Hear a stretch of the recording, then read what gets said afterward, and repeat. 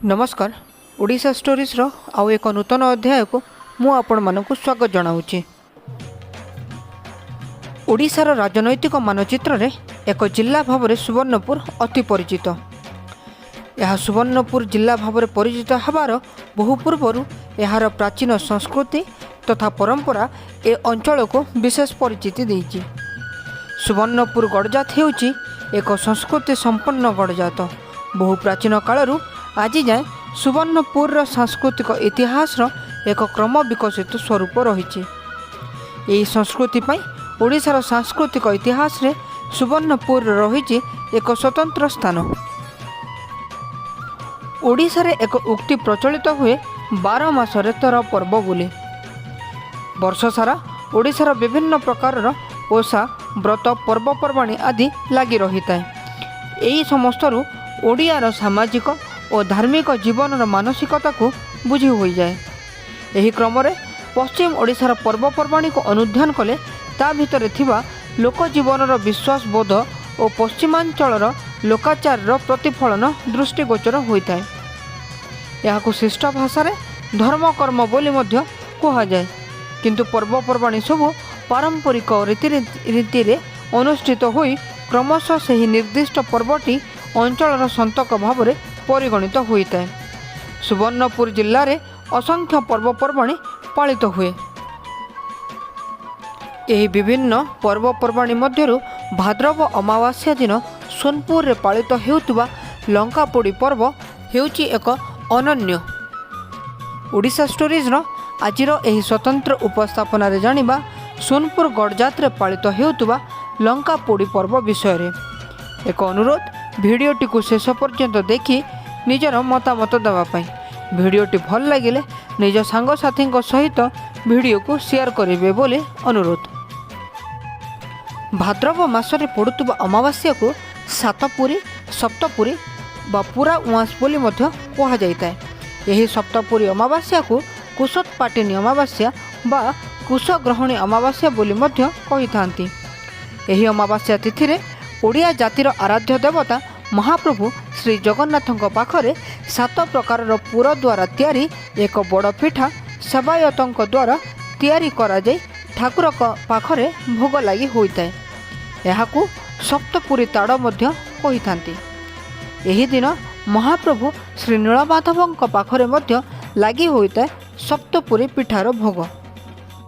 किंतु ऐतिह्य तथा संस्कृतिर सहर सुवर्णपुर बा सोनपुर रे यही सप्तपुरी अमावास्या दिन पालन करा जाए एक भिन्न ढंगरे।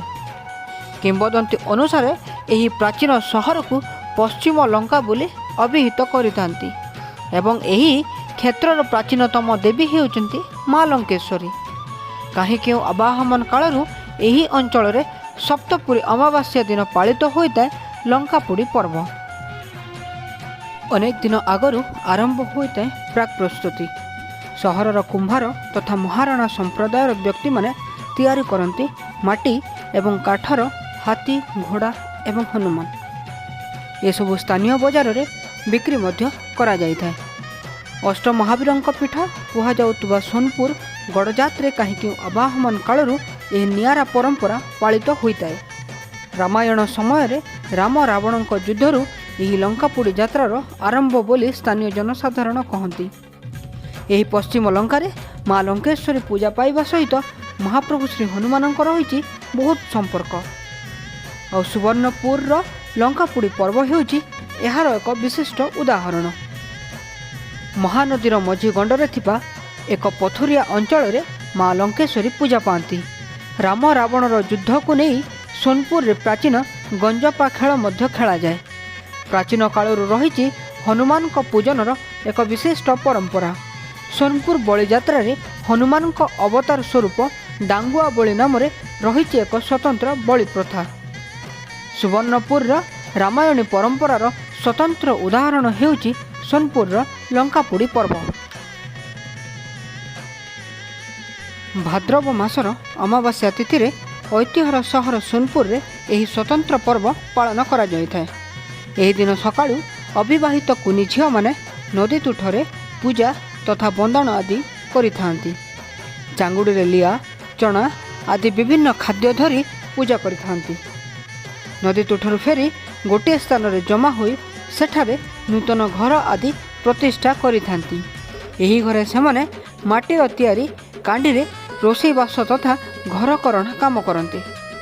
ପରେ ଦ୍ୱିପହର ସମୟରେ ସାହିର ବାଳକମାନେ କାଠ ତିଆରି ହାତୀ ଘୋଡ଼ା ଟାଣି ଝିଅମାନଙ୍କ ପାଖକୁ କୁଣିଆ ହୋଇ ଆସିଥାନ୍ତି। ନିଜେ ଖାଇବା ସହିତ ନିଜର ହାତୀ ଘୋଡ଼ାଙ୍କୁ ବି ଖାଇବାକୁ ଦିଆଯାଇଥାଏ। ଏହି ପରମ୍ପରା ଝିଅମାନଙ୍କୁ ବାହା ହେଲା ପରେ କେମିତି ଚଳିବେ ସେ ବିଷୟରେ ଶିକ୍ଷା ଦେଇଥାଏ। ସୋନପୁର ଲଙ୍କାପୋଡ଼ି ଯାତ୍ରାର ବିଶେଷ ଆକର୍ଷଣ ଦେଖିବାକୁ ମିଳେ ସନ୍ଧ୍ୟାରେ। କୁମ୍ଭାର ସମ୍ପ୍ରଦାୟ ଦ୍ୱାରା ତିଆରି ହୋଇଥିବା ମାଟିର ହନୁମାନଙ୍କୁ ଆଣି ବିଭିନ୍ନ ରଙ୍ଗରେ ରଙ୍ଗୀନ ମଧ୍ୟ କରାଯାଇଥାଏ। ସୁବର୍ଣ୍ଣପୁରର ମାଟି ହନୁମାନ, ଏହା ଟେରାକୋଟାର ପ୍ରତିମୂର୍ତ୍ତି ସାଧାରଣ ହନୁମାନ ପରି ନଥାଏ। ଏହାର ମୁହଁଟି ଅସୁର ପରି ଦେଖାଯାଉଥିବା ବେଳେ ମୁଣ୍ଡ ସହିତ ଦାନ୍ତ ମଧ୍ୟ ନିଫିଡ଼େଇ କଥା ହେବା ଭଙ୍ଗୀରେ ରହିଥାଏ। ଏହି ହନୁମାନଙ୍କର ଥାଏ ବଡ଼ ବଡ଼ ଆଖି ତଥା କାନ। ମୁଣ୍ଡ ଉପରେ ଚକ୍ରାକାରରେ 7ଟି ଶୂଳ ଥାଏ ଏବଂ ପଛପଟରୁ ବଙ୍କା ହୋଇ ଆସି ମୁଣ୍ଡ ଉପରେ ଲାଞ୍ଜ ବାହାରିଥାଏ। ସେହି ଲାଞ୍ଜରେ ମାଟି କୁଣ୍ଡିଟିଏ ମଧ୍ୟ ଲାଗିଥାଏ। ସେହି କୁଣ୍ଡିରେ ପୁରୁଣା କପଡ଼ା ତଥା କିରୋସିନି ତେଲ ଦେଇ ଅଗ୍ନି ସଂଯୋଗ କରାଯାଇଥାଏ। ହନୁମାନଙ୍କ ଲାଞ୍ଜରେ ନିଆଁ ଲଗାଯାଇ ନିଜର ସାହି ତଥା ନଗର ପରିକ୍ରମା କରାଯାଇଥାଏ। ନଗର ପରିକ୍ରମା ସମୟରେ ସହରର କେନ୍ଦ୍ରରେ ଥିବା ସମଲେଶ୍ୱରୀ ମନ୍ଦିର ପ୍ରାଙ୍ଗଣରେ ସହରର ସମସ୍ତ ହନୁମାନଙ୍କୁ ଅଣାଯାଇଥାଏ।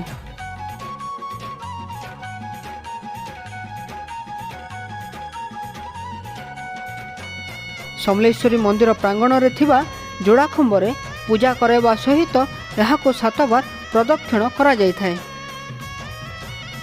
ଏହାପରେ ସହରରୁ ଅଣାଯାଇଥିବା ସମସ୍ତ ହନୁମାନଙ୍କୁ ଏହି ଯୋଡ଼ା ଖମ୍ବ ନିକଟରେ କଚଡ଼ା ଯାଇଥାଏ।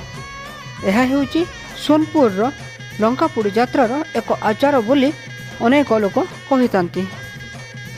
ଆଶା ଆଜିର ଏହି ଉପସ୍ଥାପନାଟି ଭଲ ଲାଗିଥିବ।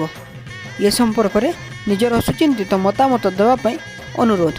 ନମସ୍କାର, ଜୟ ଜଗନ୍ନାଥ।